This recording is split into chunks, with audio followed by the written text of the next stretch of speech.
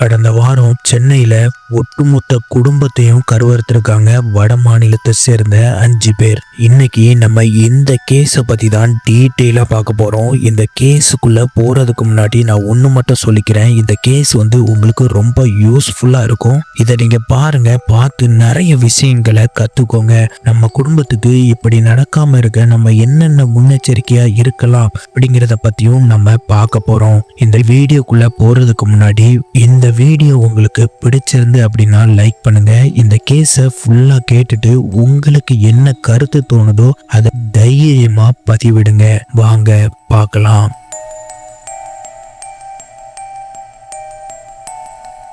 சுதந்திர தினமான 26ஆம் தேதி அடையாறுல இருக்கிற இந்திரா நகர்ல காலை 9 மணி ஆகுது. அப்போ ரோட்டுக்கரையில ஒரு சாக்கு மூட்டை கிடக்குது. அந்த சாக்கு மூட்டையில இருந்து கொஞ்சமா பிளட் கசிஞ்சிருக்கு. அதை பார்த்த உடனே மக்கள் எல்லாரும் அதுல ஒண்ணு கூடுறாங்க. எல்லாரும் பாக்குறாங்க, அது என்னவா இருக்கும் அப்படின்னு பாக்குறாங்க. சிலர் சொல்றாங்க, ஒருவேளை நாயா இருக்கலாம், அதை கொண்டு வந்து இங்க போட்டிருக்கலாம் அப்படின்னு சொல்றாங்க. பட் அதை பார்க்கும்போது ரொம்ப பெரிய சாக்கா இருக்குது. அதை பார்த்தா நாய் மாதிரியும் தெரியல. ஸோ உடனே இவங்க அதை ஓப்பன் பண்ணி பார்க்குறாங்க. ஒரு மனித உடல் உள்ள இருக்குது.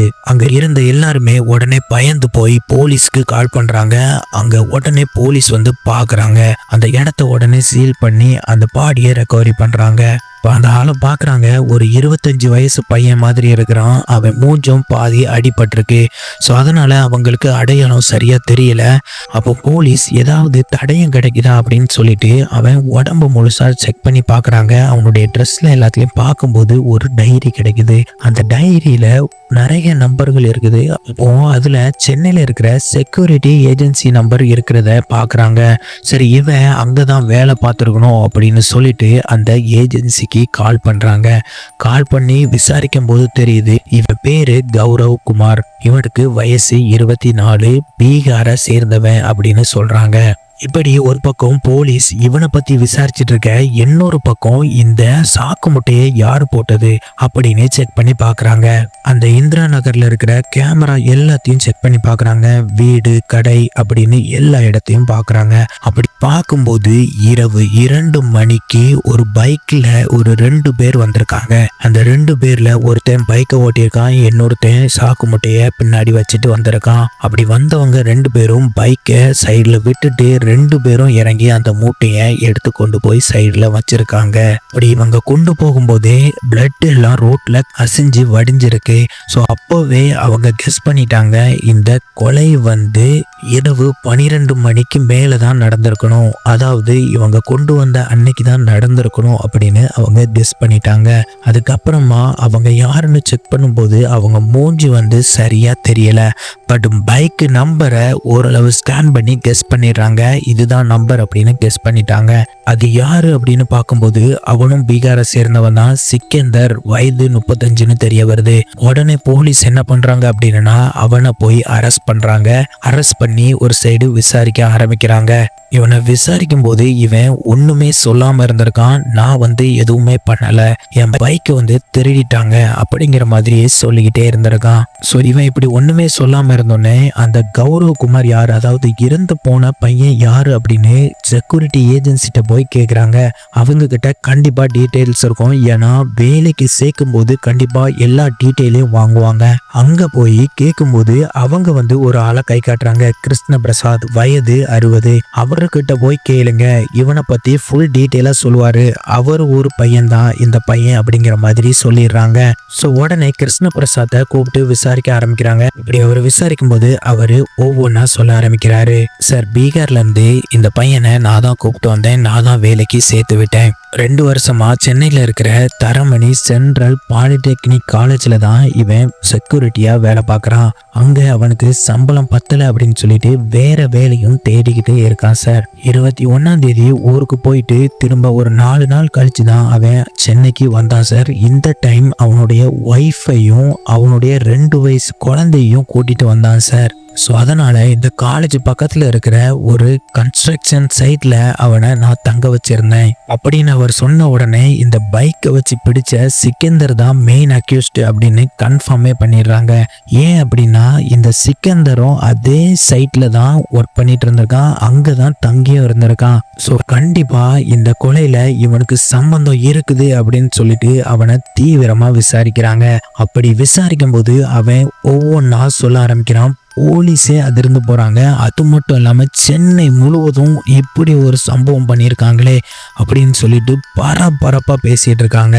அப்படி அவன் என்ன சொல்லியிருக்கான் அப்படின்னா, சார் அவனை மட்டும் கொல்லல, அவனோட குடும்பத்தையே நாங்க கொலை பண்ணிட்டோம் அப்படின்னு அவன் சொல்லியிருக்கான். அப்போ நாங்கன்னா யாரு அப்படின்னு கேட்கும்போது ஒவ்வொரு பேரா சொல்ல ஆரம்பிச்சிருக்கான். நரேந்திரகுமார் வயசு 45, ரவீந்திரநாத் தாகூர் வயசு 46, விகாஸ் வயசு 24.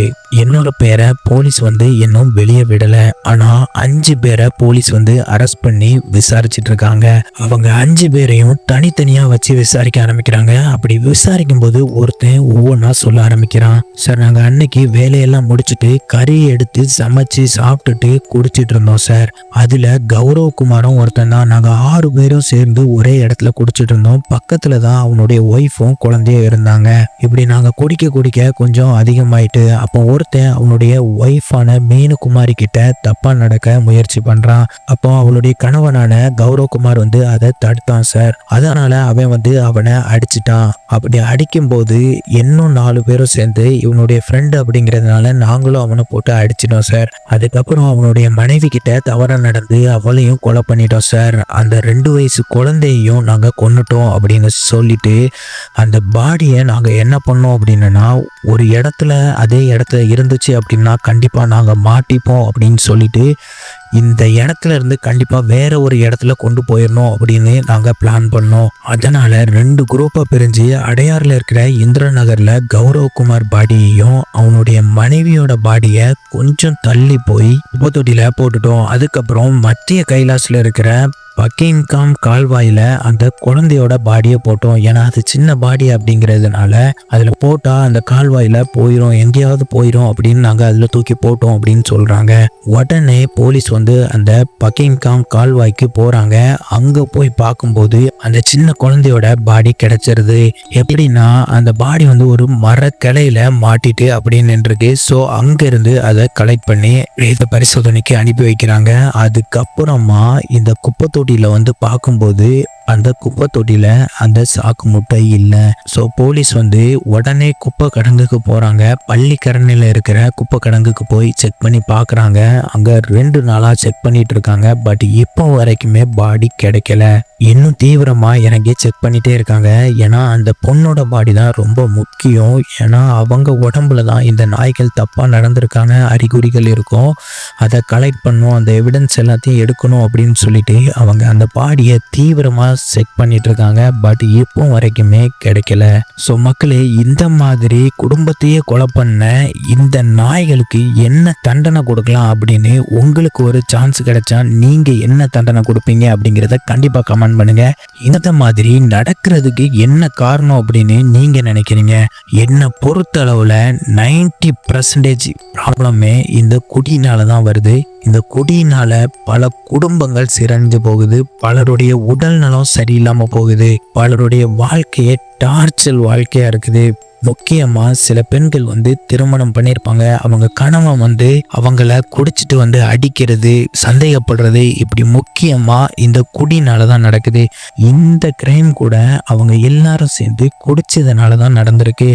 அவங்க குடிச்சாலே மொத்தத்துல ஒரு மனுஷன் குடிக்கிறான் அப்படின்னா அவனுக்கு என்ன தோணும் அப்படின்னா, ஏதாவது நம்ம பண்ணணும் தைரியமா, அதாவது அந்த நேரத்துல அவங்க ரொம்ப தைரியமா மாறிடுவாங்க. எந்த தப்புனாலும் தைரியமா பண்ணுவாங்க. அதனால தான் நிறைய தப்புகள் குடிக்கிறதுனால நடக்குது. குடிக்கிறதுக்கு முன்னாடி அவங்க சாதுவா இருப்பாங்க, நல்லவங்களா இருப்பாங்க, நல்லா யோசிச்சு பண்ணுவாங்க. பட் குடிச்சதுக்கப்புறம் அவங்க அப்படி சைக்கோவா மாறிடுவாங்க. என்ன பண்றோம் அப்படின்னு சிலர் தெரியாமையே பண்ணுவாங்க.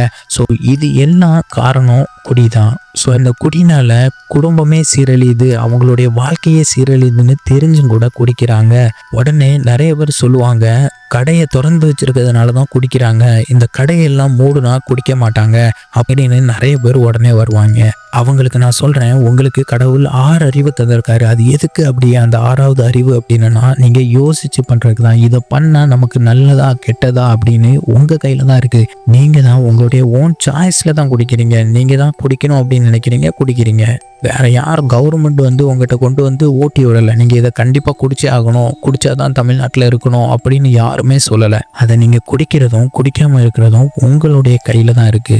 அது வேற யார் கையிலும் இல்லை, உங்களுடைய கையில தான் இருக்கு, உங்களுடைய சிந்தனைகள்ல தான் இருக்கு. அப்படி குடிக்கணும்னு தோணும் போது நீங்க வேற ஏதாவது பண்ணலாம்.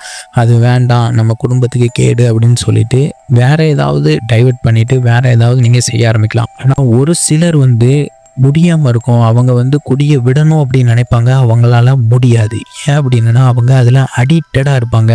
தினமும் 6 மணி ஆயிட்டா குடிக்கணும் அப்படிங்கிற ஒரு தாட்லேயே இருப்பாங்க. அப்படிப்பட்டவங்க நீங்கள் விடணும் அப்படின்னு நினச்சிங்கன்னா கவுன்சிலிங் நிறைய இடத்துல தருவாங்க. அது மட்டும் இல்லாமல் ஹாஸ்பிட்டலுக்கு போனீங்க அப்படின்னா கண்டிப்பாக உங்களுக்கு சிறந்த முறையில் வெளியே வர்றதுக்கு ஒரு சரியான வழியை காமிப்பாங்க.